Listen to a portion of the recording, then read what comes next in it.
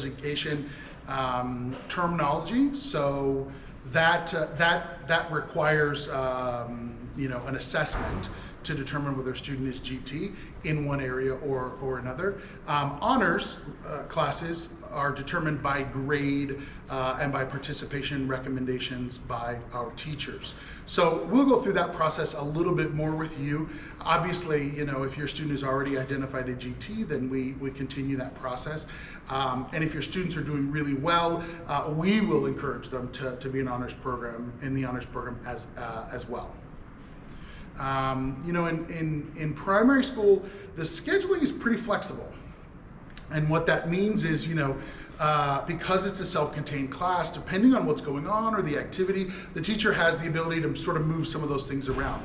It's a little bit more restrictive in middle school. Essentially what that means is we use something called the block schedule, which means that we have 9 blocks during the course of the day, and our students' courses will either be 45 minutes long or 90 minutes long. So for example, English, math, those are both blocked classes, meaning they instead of one period, they have 2 periods at a time.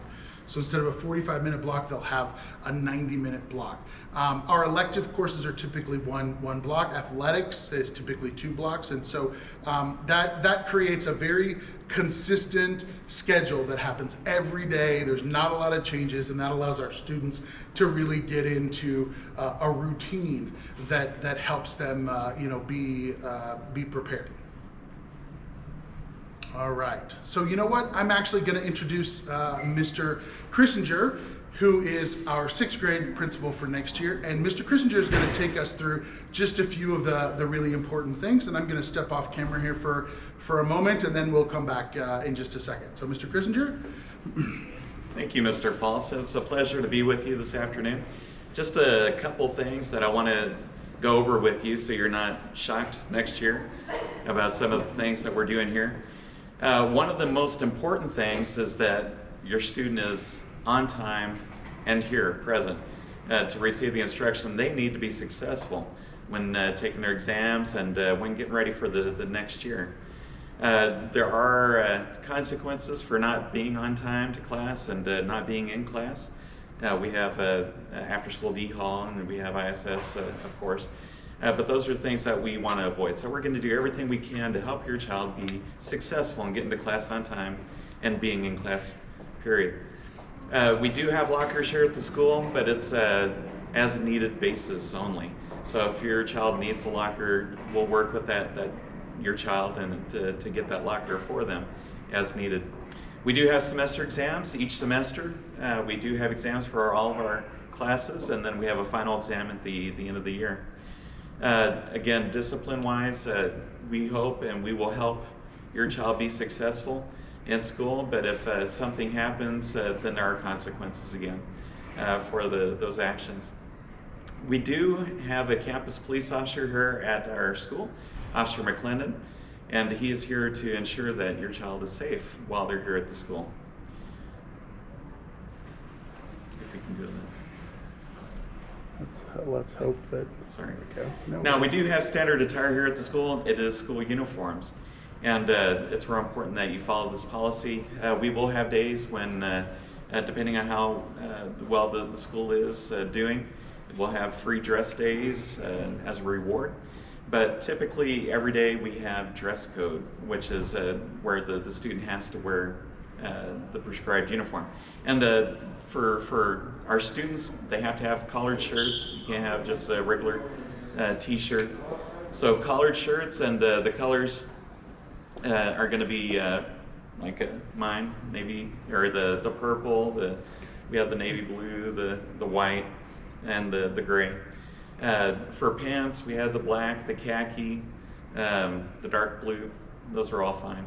Again, we can't wear, when we do have pants, we can't have the holes, tears, rips, frays.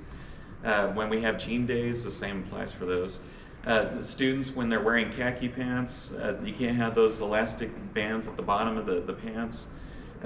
We can't have the yoga pants or the joggers or the tight-fitting skinny jeans or whatnot.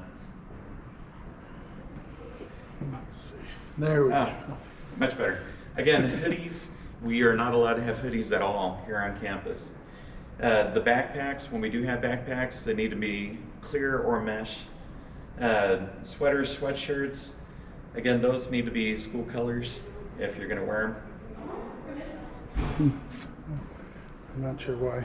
I'm not sure why it is set that way, but anyway, I'm going to come back on camera here. I apologize for the technical issues. However, this full PowerPoint will be uploaded with this recording, and then of course in just a few minutes we're going to go live and we'll answer any questions that you have. So again, I apologize for some of the technical difficulties. You know, this is where we really want to end our presentation for you today, and that is just to say that there are lots of differences between primary school and middle school. However,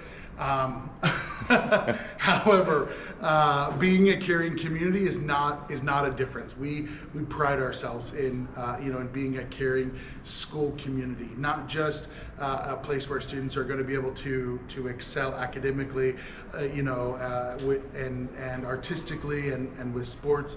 Not just a place where they're going to develop some great relationships with other students and colleagues, but also where the entire school staff, from our custodians all the way to me, are here to help and support your students. We have an entire dedicated counseling team here to make sure that your students' experience is the best that it can be. And as we go live, I will introduce you to those three counselors, Miss Garza, Miss Dickerson, and Miss Pinkerton.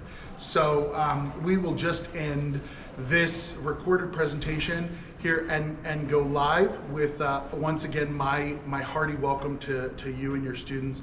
We're very excited that that you are going to join the Horned Frog community. And now we're going to go ahead and pop onto Facebook Live and answer any questions that you have.